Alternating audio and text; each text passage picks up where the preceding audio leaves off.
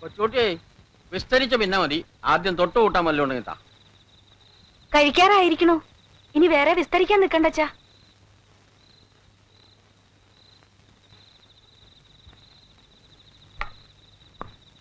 ഇനി രാത്രി മുഴുവൻ അയ്യോ ആവൂന്ന് ഒച്ചയിട്ട് ഓരോന്ന് പറയാൻ തുടങ്ങും അച്ഛൻ.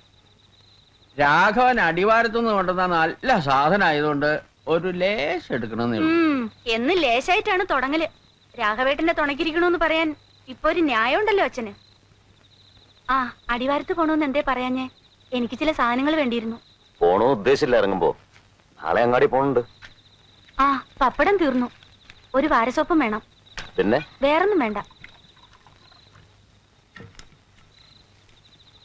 തെക്കേമലയിൽ ആരാച്ച തീയിട്ടിരിക്കണ? എവിടെ? കരിക്കച്ചവടക്കാര് കേറി കേറി ഇവിടെ എത്തിയോ? ഇവിടെ കരിക്കാൻ എവിടെ മരം? ഞാനൊന്ന് നോക്കിട്ട് വരാൻ നാണോട്ടാ. അതാ ഇരുളര് വല്ലതും ചുട്ടു തന്നെയാവും. താ ഇരിക്കടോ.